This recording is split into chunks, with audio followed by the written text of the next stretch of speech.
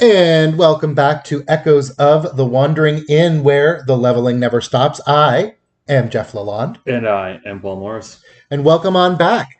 Things have been Crazy. Very crazy.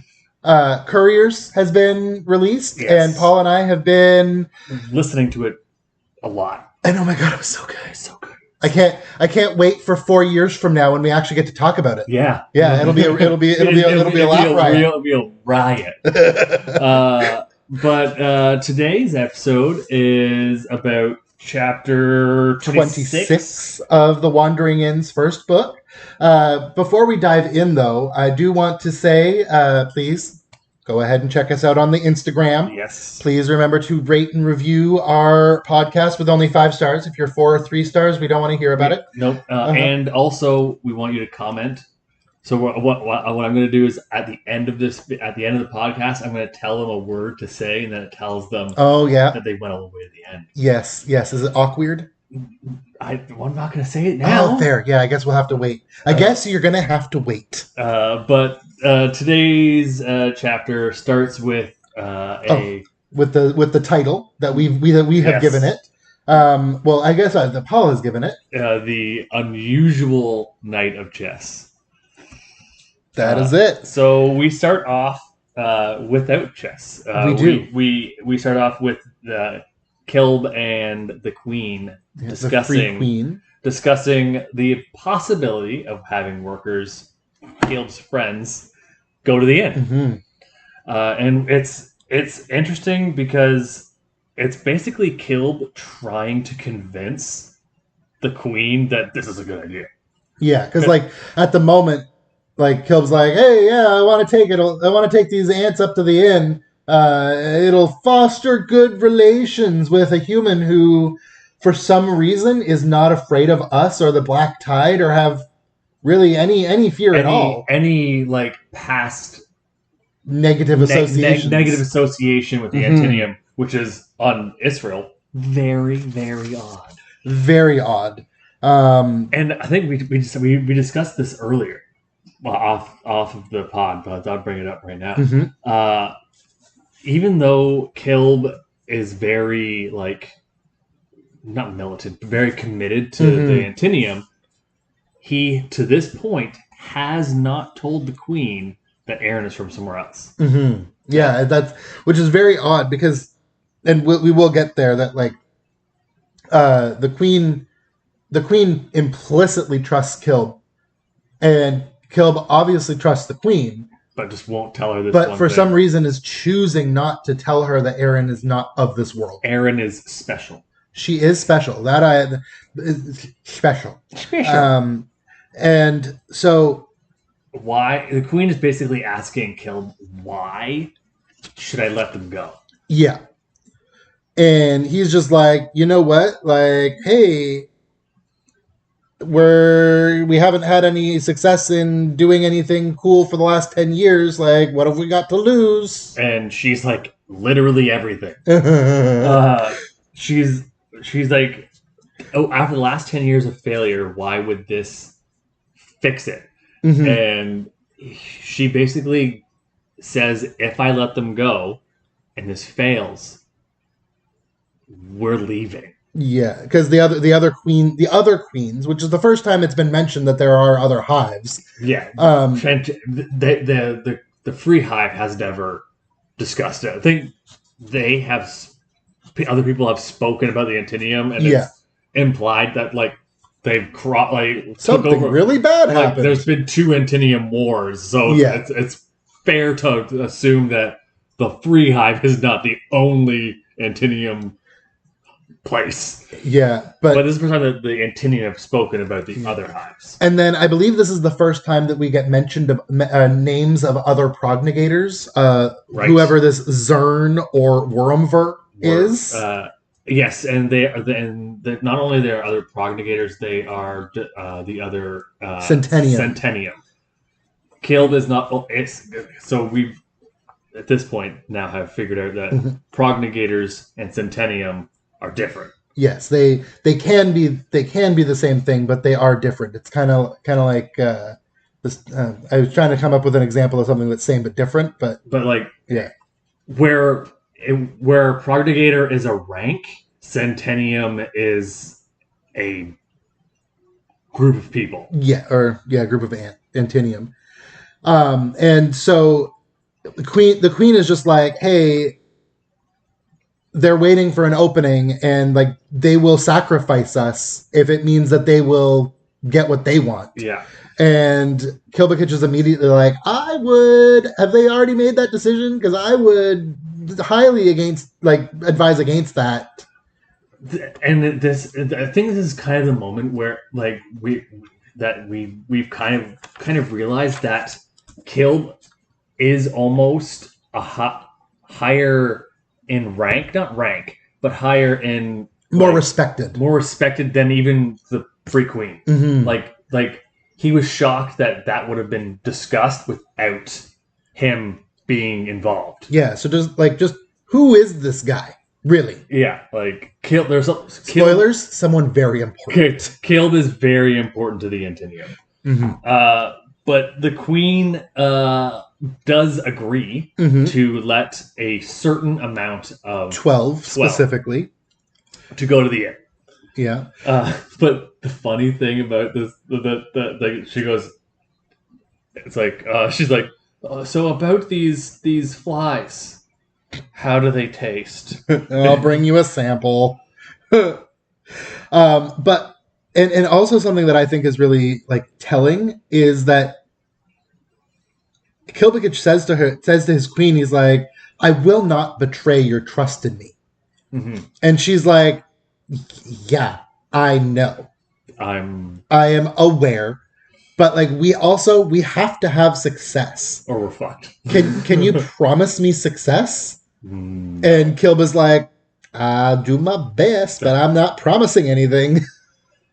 And then we get and then we flash over to Erin at the inn, who is bustling around preparing for all of Kilb's friends. She's making all the acid flies. Specifically, we are not making pasta because they're gluten intolerant, like my wife. Mm-hmm. My wife can't eat gluten, so she's like the Antinium. But she's like freaking out trying to make all this stuff, and the door opens. She's like, "Hi, cat." Oh, and there is the littlest goblin, and her. I wouldn't call them her tribe. It's because the tribe is fractured at this point. Mm-hmm. It's just like people who follow Rags around. Yeah. And Erin is honestly, it's like, oh, you want to eat, right? And the goblins look at her like, duh. And so we get, like I spoiled it, but sorry, that this is the first time we get Erin describing the littlest goblin as that raggedy goblin. Yeah, and then she says, "Hey, Rags, how's it going?" And then we kind of shift to Rags' perspective at that point. It's like, oh, she's calling me Rags. Oh, why? What is even Rags? Why that? So this point, this is the first time we've ever had a goblin that has a name. Mm-hmm. Anyone at this point, no one has referred to a goblin as a name at all. Yeah. Other than a goblin calling another goblin like injured crotch. Yeah. Right. And then Erin's love of hygiene comes out, and she's like, so y'all, funny. You are dirty. Before you eat, you need to wash your hands. And they're like, wash my hands? Yeah, you're gross. Wash your dang hands. Like, why would we do that? And she's like making them wash their hands and like eat. And then when she gives them their food, like makes them eat with a fork and knife. It's like giving a caveman. She says, have this to eat with. So makes them wash their hands, and they start to eat, and then the door opens again, and we get our first look at worker Antinium. Yeah, and interaction with other people. Absolutely, and so Kilbakich walks in, and it says that The other tall, identical brown and black insects behind him instantly halted in their tracks, and the goblins were petrified. And it's in my notes, it's like the Spider-Man meme where they're like, "It's you, it's you." And it's like, "Oh god, this is gonna be bad." And I think Caleb even grabs his swords or like reaches for his sword, and Aaron is just like, "No. Everyone here's a guest of mine. Just sit down. I will be right with you." And then happens like the most awkward interaction from like Kilbakich telling his like workers to go over there and be normal. Right? It's like, you go over there and be normal. What is normal even? And even Aaron describes all of the Antinium like they all were killed. Like they were literally all like his clone. Mm-hmm. And she's like, that's like she compares it to like, I guess all humans look the same, but like if you like copy pasted killed, the only way she could discern killed from the other ones was his swords. Yeah. Now something I will say is Kilbakich really, he was just like, okay, this is what you do when you come to an inn. I'll take care of your greetings. Go sit down. Yeah.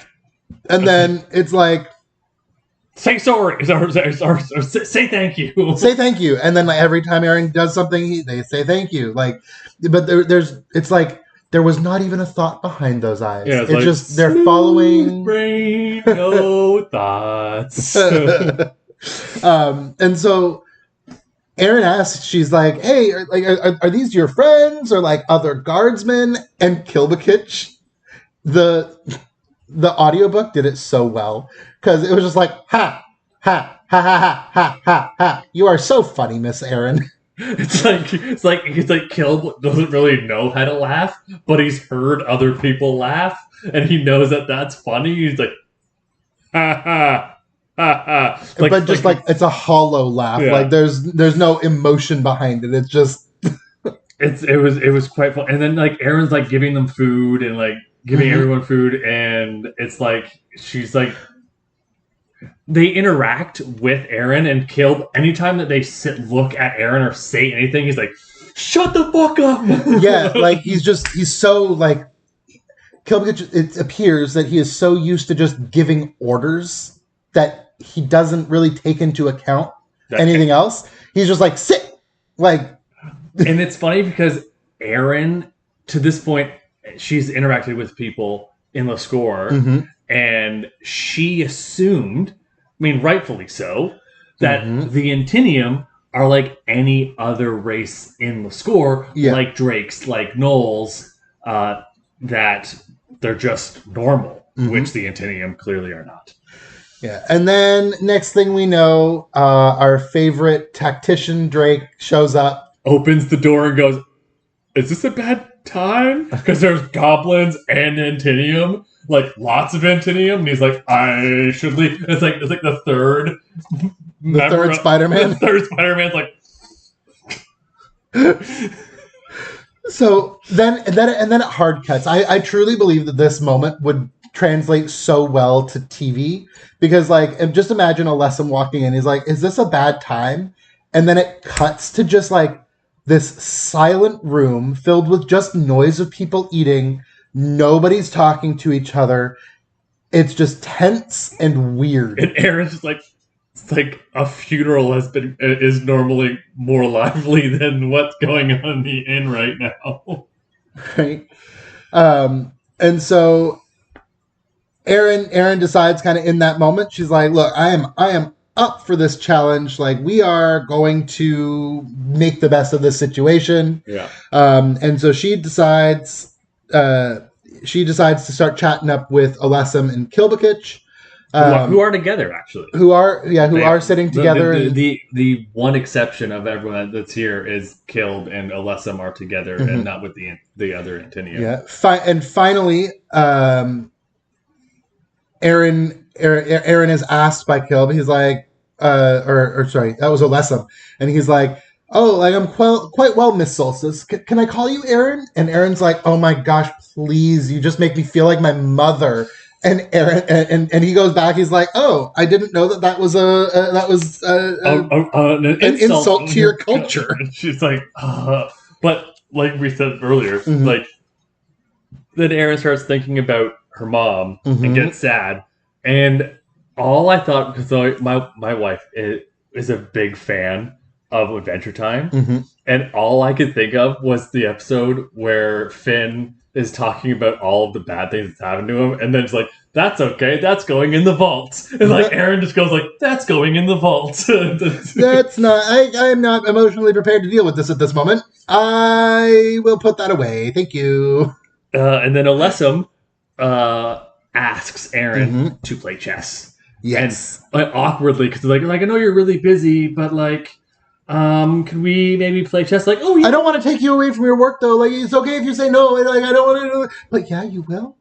And then Aaron proceeds to basically teach Kilb and Wholesome chess notation. Yes. Which is very dry in real life. But the tactician loved it, because apparently he had no idea about chess notation at all. Which, and if you don't, like, it does make talking about the game a lot easier. Yeah. And but the funniest thing about this whole situation is that Kilb is watching this happen. It's like, Aaron, shut the hell up. You're making it obvious you're not from here, you stupid woman. But then, so like we saw on the previous chapter where Aaron played chess with Wholesome, she starts playing chess with him and not even looking at the board. Yeah. Like, she's like still giving people food and like serving people, and she's like basically it's like to pawn to e3 or whatever. Like, she's saying things and not moving, and it's like I didn't know that was possible. And then of course Aaron handily beats Wholesome. Like he's a baby. Right? And she goes off on this huge rant about the Sicilian defense and all of this other stuff, like just basically word vomiting all of this stuff. And Wholesome's like, I didn't know that there were like actual names for these. You're telling me that these are like standard moves that like are well known and documented. And Aaron is like saying like she's basically, because it's like her hyperfixation of chess, like she starts like monologuing about chess. And Kilb's like, I just picture Kilb like with like a stress bead next to his head, like, oh my god, we're all dead.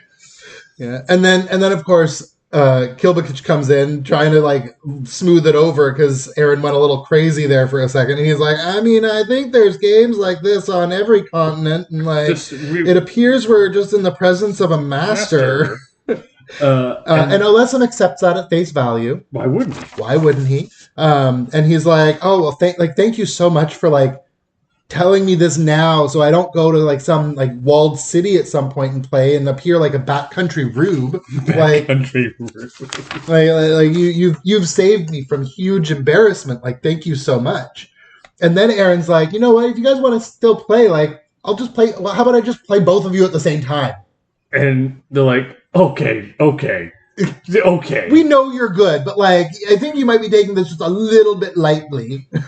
And then she proceeds to beat the fuck out of them both in chess, but does a chess trick. Like, I have it here, is that the chess trick of she I think she beat Kilb and lost to Wholesome, and then they're like, she's like, actually, look at your boards.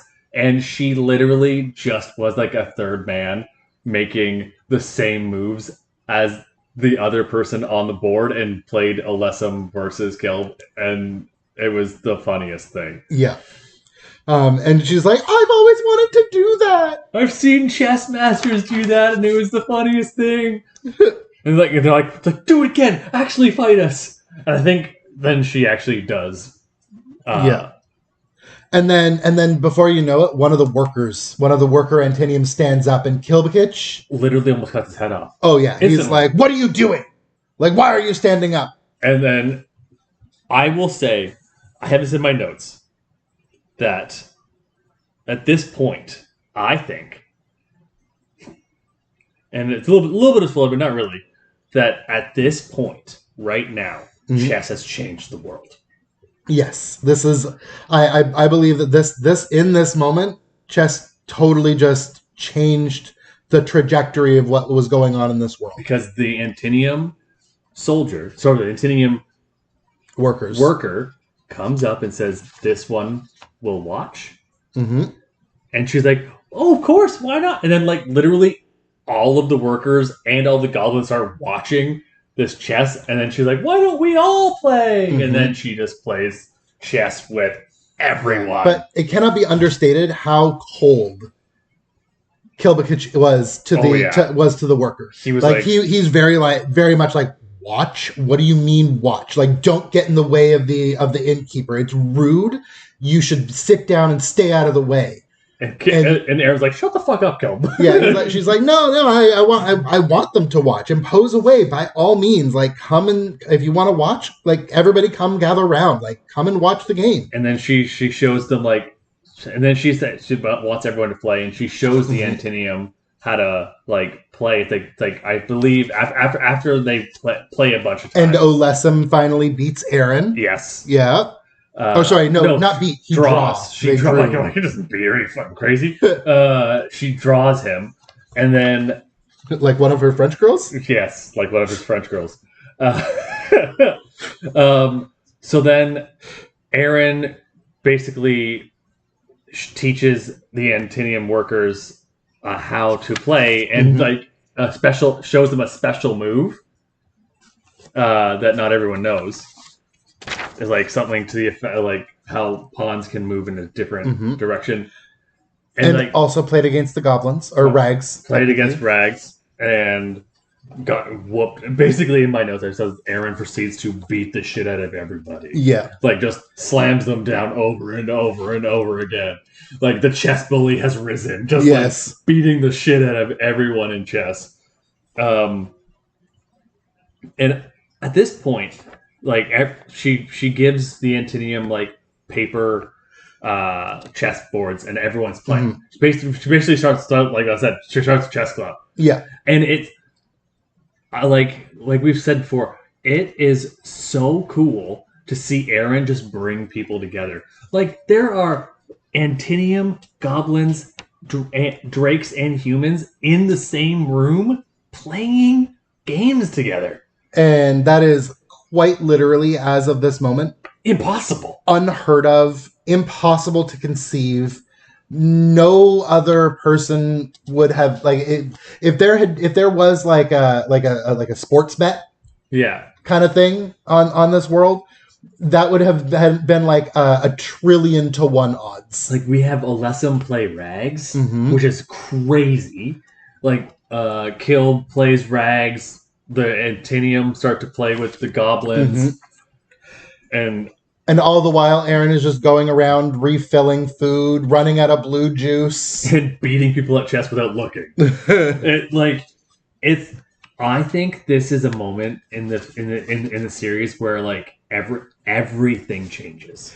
Yes, for the goblins, for the Antinium, and Lascore. Like that, like, and it's all because chess. And Aaron not really understanding that chess is more than a game to these people, right? It's like how these people see chess is different from Aaron, and it's cool. It's very cool. And so finally, it's starting to get really, really late. The workers are not showing any signs of fatigue. Like, they are super robotically playing this game, so just into it, taking turns.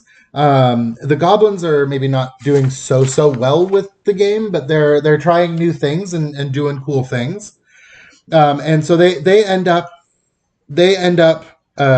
calling it a night, and everyone leaves. Kilbakich pays Aaron a hefty sum, insane amount of money, and she's like, "That is a lot of money." And he's like, "It's only fair payment for what we consumed."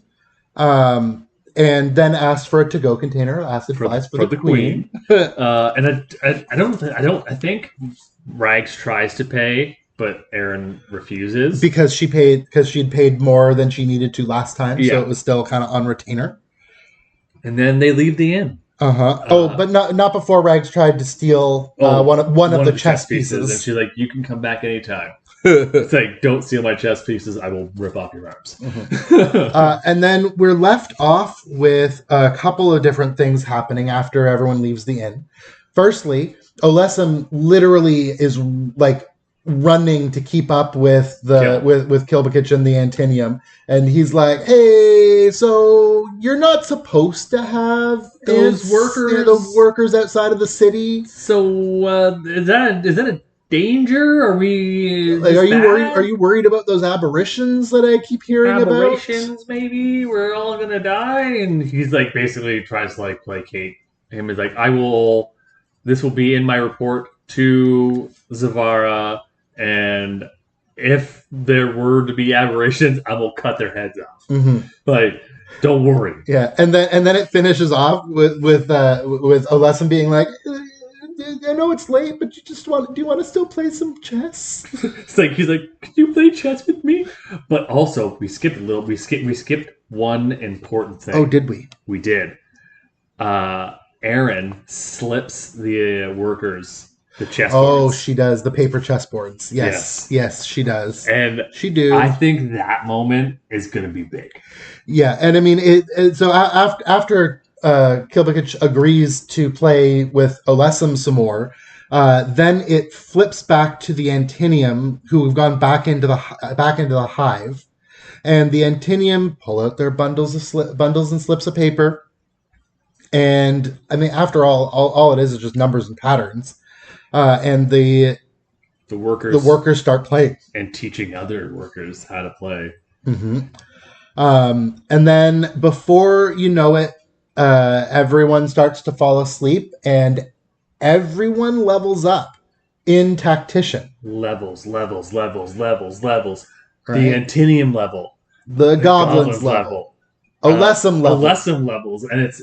It's very important because Antinium don't level. Them getting levels in that tactician class is a big deal. A BFD, big freaking deal. Yeah.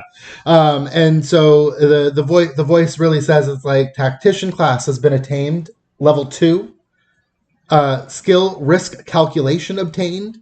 Skill group erratic maneuvering obtained. And or some variation of that level and skill. But Aaron hears nothing. Does not hear a thing about it. And that is something it isn't like, to me, I hear that and I'm like, okay, so Aaron is probably the best person at chess, at least on this continent. Yeah. Likely. Definitely in Lascore. Yeah, for sure in the score, if not on all of Israel. So what that means to me is that chess can be used to level up in the tactician class if you think that it will do you good. Yeah, because Aaron thinks that chess is just a game. It's just a game to her, and it's like we discussed, like, if Aaron believed that it would do something, she would level immediately. Oh yeah, I feel like she would, like, just because of her skill in it, she would immediately be like level 6 at least. And especially with the amount that she'd won. Yeah, but then you also described a little bit earlier, like, you have to go through tribulation. Yeah, like, right? you have there has to be, like, something to overcome. And Aaron just handily beats the dog shit out of them constantly, so maybe she wouldn't level. But that ends the episode, and if you've made it this far, I want you to comment chess bully. Because Aaron is a chess bully, and comment chess bully. But also, I want you to comment on this podcast what your favorite interaction in this chapter was during the chess club. Because there's so many fascinating interactions in this chapter. Yeah. Rags and Wholesome, Rags and Aaron, Olesum and the other Antinium, the Antinium and Kilbakich. Like there are so many like random and unforeseen and never before seen interactions. I think that this is where the Wandering Inn really like excels. Like it's like gives you such interesting character interactions that you're pulled in. You're like, what does this mean? But until next time, everyone, keep leveling, and we'll be back hopefully next week with chapter 27. 27 and probably 28, but we'll see you then. Bye-bye. Bye-bye.